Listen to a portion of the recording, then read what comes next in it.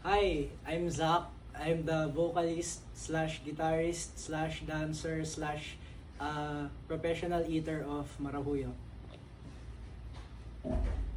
So, paano nabuo ang Kantang Ligaw?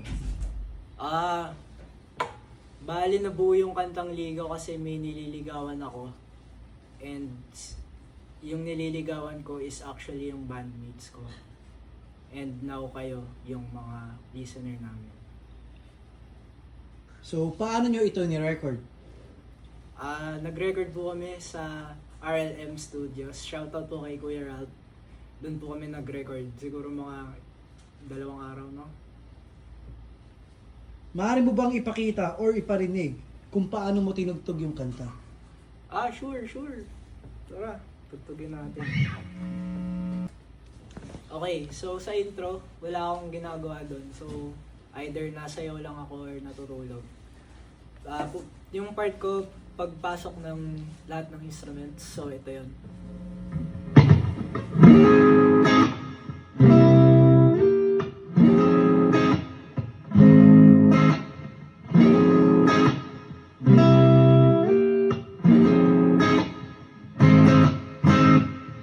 So yun, bali yung ginawa ko doon is F minor 7, tapos parang ginawa kong parang R&B gano'n. Sarap. Tapos C7, tapos yung B string, diba dito siya, sa slide ko dito. So, tapos babalik ako sa F minor 7, tapos dito ako sa G sharp. Yun lang, paulit-ulit lang.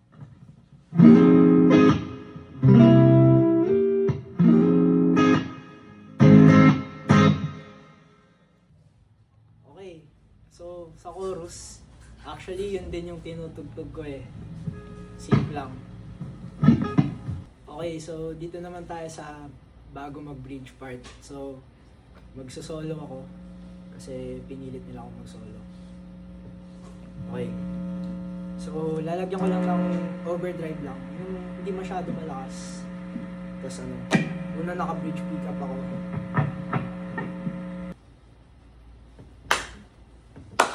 Okay, so dun tayo sa bago mag-bridge part sa guitar solo. So, magsa-start ako sa naka-bridge pickup ako nun, tapos lalagyan ko lang ng konting overdrive. So, ganito yun.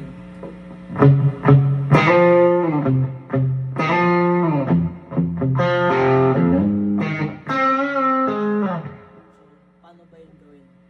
Mukhang mahirap pero madali lang.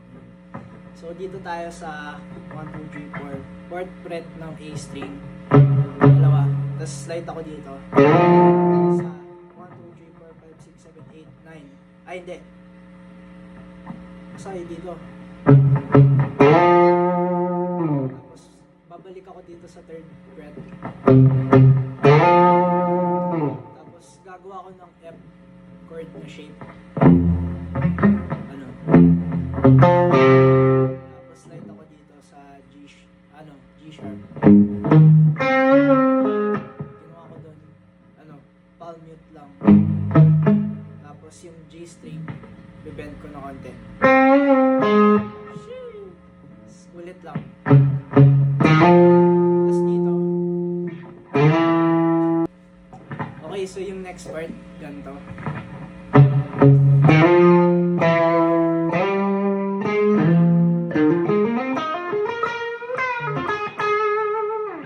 Okay, so paano yung gawin?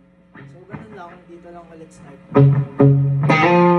Tapos, pupunta ako dito sa 7th fret. Tapos dito sa 10th fret. Tapos 11th fret. Tapos mabilis, pagka 11th fret ng A string, babalik ka dito sa E string, 13th fret. Tapos parang pentatonic music.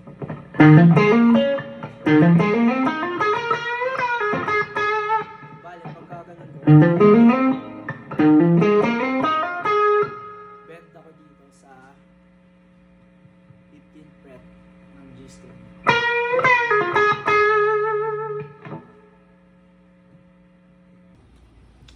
so nasa bridge part na tayo, sa jazz part. So habang sila, naghihirap sila sa mga instrument nila, ako kakanta lang ako. Ayan. Pero dun sa drum roll, yung tugtog pak, ano, oh, holy God. Diba dito lang ulit ako.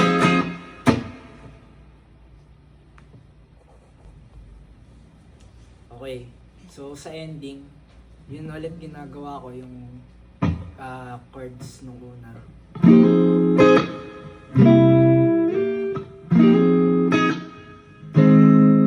Ayun, ganun lang ginagawa ko kasi napakahirap nung kinakanta ko nun sa huli. So ayun.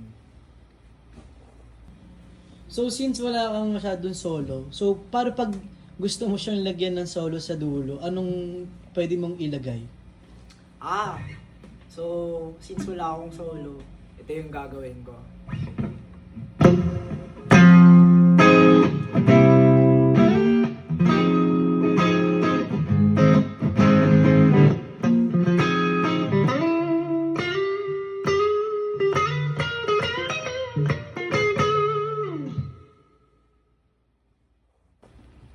So simula doon sa umpisa hanggang dulo, saang part ka pinaka nahirapan?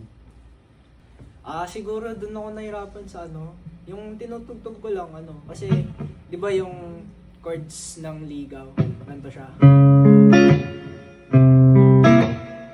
Tapos yung part ko iba, so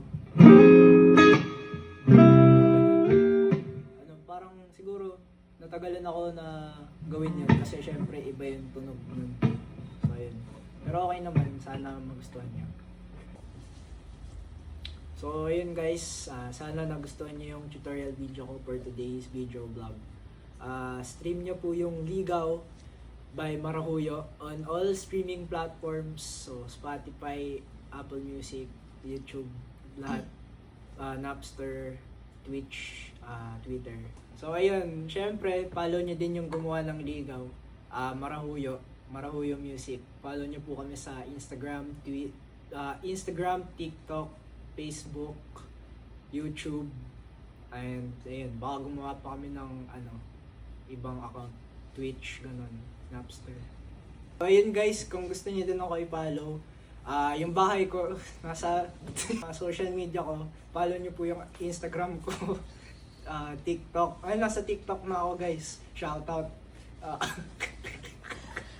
So ayun, follow niyo ako dito. Yan, dyan, follow niyo ako dito. Stream Ligaw now! I love you!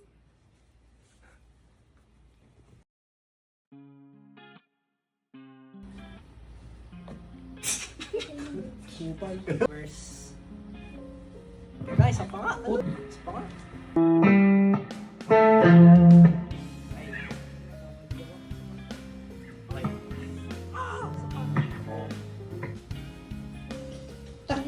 Okay. Hindi ka na. Isa pa. Budoy. Follow nyo.